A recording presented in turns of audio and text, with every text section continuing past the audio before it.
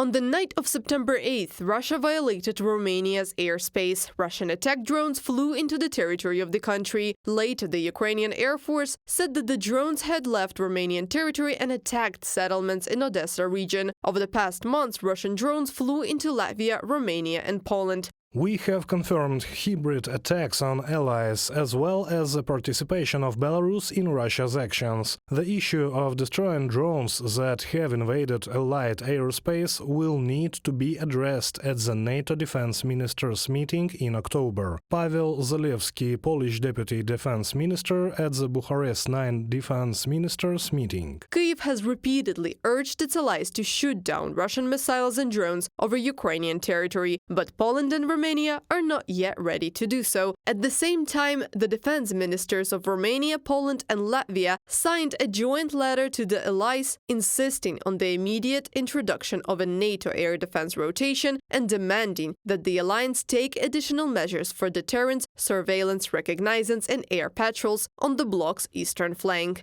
B9 countries are deeply concerned with numerous infiltrations of Russian drones and missiles into the NATO airspace in Poland, Romania, and Latvia, as well as with the escalation of tension along NATO borders. This is why a decisive and well-coordinated decision at the level of alliance is needed. Angel Tilvar, Minister of National Defense of Romania, at the Bucharest Nine defense ministers' meeting.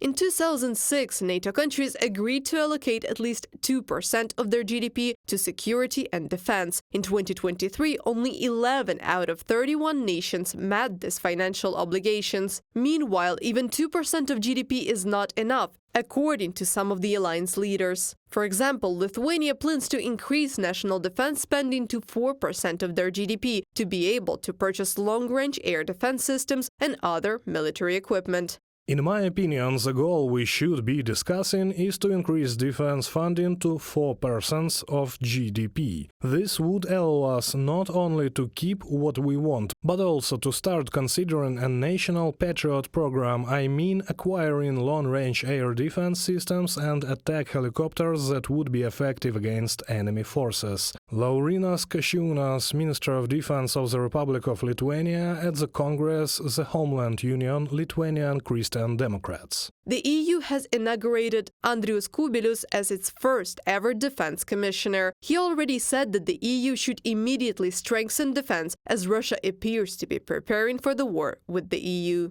NATO defense ministers and generals are unanimous that Vladimir Putin may be ready for a confrontation with NATO and the EU in 6 to 8 years. If we take this estimate seriously, this is the time in which we should prepare. There is not a lot of time. This means that we must make quick and ambitious decisions. Andrius Kubilius, European Commissioner for Defense and Space, in a comment to Reuters. Andrius Kubilius said that NATO plans to invest more than 500 billion euros in the European defense industry over the next few years. Reported by Anastasia Tarnavska, Valeria Nikopelova, UATV News.